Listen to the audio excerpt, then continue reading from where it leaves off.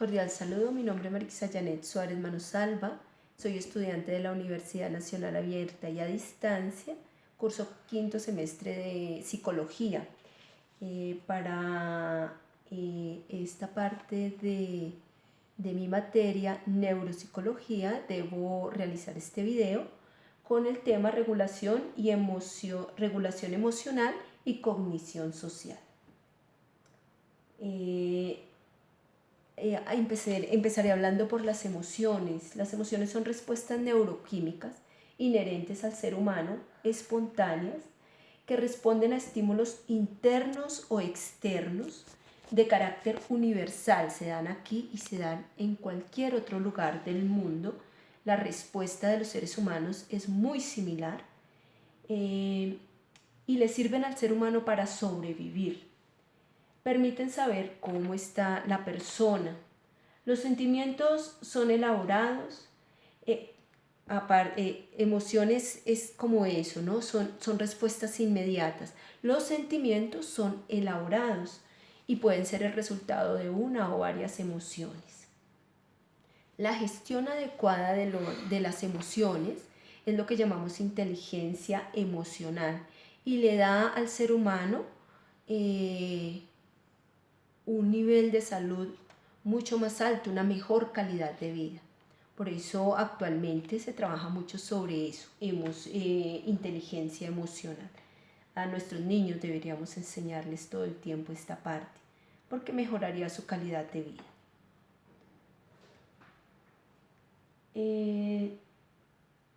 Dentro de las regiones y las estructuras que desempeñan un papel especializado en el procesamiento emocional, es posible distinguir el hipotálamo, la amígdala, la corteza cingulada anterior, la corteza prefrontal, dorsolateral, entre otros.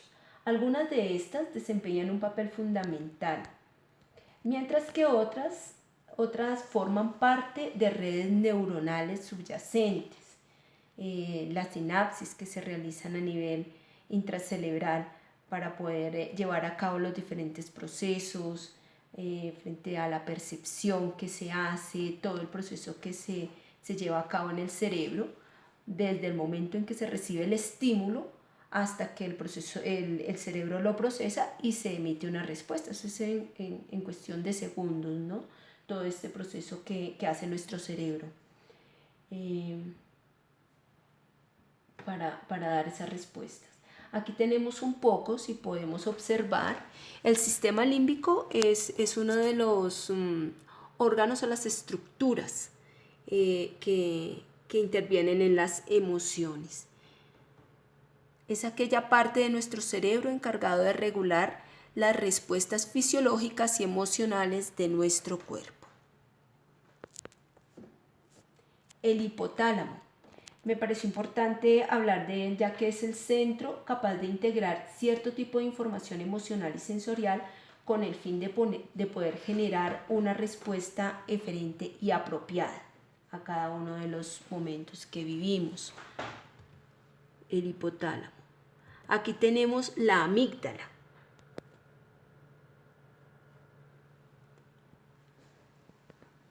Esta estructura está vinculada con emociones como el miedo, por ejemplo.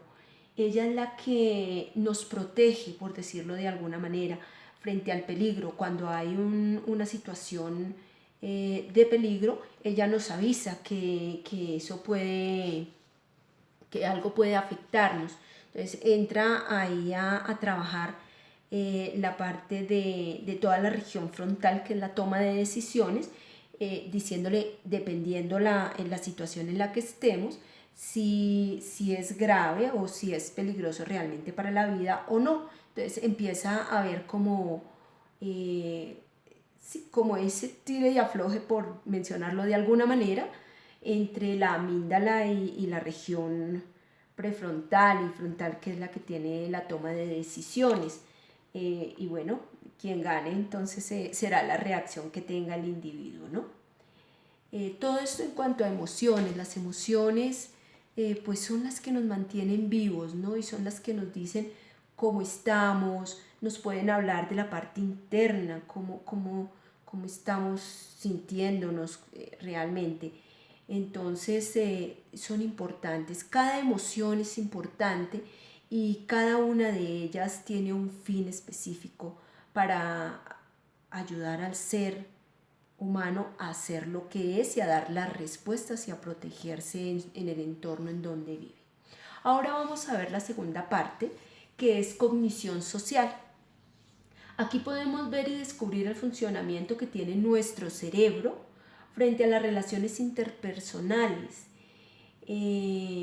dentro de personas de una misma sociedad, ¿no? Poniendo en evidencia el comportamiento de cada individuo. Entonces es como eso, es como cómo me comporto yo como persona individual y cómo eso afecta a toda una comunidad. A partir de la neurociencia, bastante hermosa esa área para estudiar y para explorar, podemos entender y comprender el comportamiento de un individuo dando paso al cambio. Si logramos entender qué ocurre dentro del ser humano, qué ocurre dentro del cerebro, cuáles son los efectos que produce, lo entendemos y podemos llegar a efectuar cambios importantes utilizando las herramientas necesarias, como un acompañamiento psicológico o cosas más profundas, ¿no? Pero es importante sentir eso, ¿no? Descubrir que puede existir un cambio. La cognición social es una parte de la psicología social que muestra cómo las personas se relacionan y los procesos a nivel cerebral que ocurren en las interrelaciones a nivel social. Es ya como la parte cognitiva, ¿no? Y es una rama de la psicología social, la cognición social.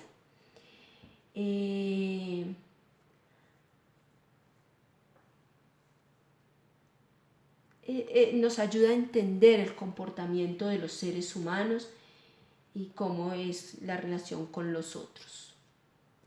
El cerebro social, pues tenemos aquí algunas áreas. Está el lóbulo temporal, volvemos a tener la amígdala, el hipocampo, el cerebelo, áreas de la corteza prefrontal, entre otras. Aquí podemos hablar un poco de la percepción social. La percepción social es la forma como los individuos ven y captan lo que ocurre en su entorno. ¿Sí? Entonces, cómo el ser humano ve y capta lo que hay a su alrededor, ¿no? Esa podría ser la percepción social. La inferencia social es un proceso cognitivo del individuo que le permite descubrir y analizar una situación creando su propia opinión de lo que percibe y por medio del pensamiento inconsciente enviar información resumida al consciente. Resulta que es que al percibir nosotros algo,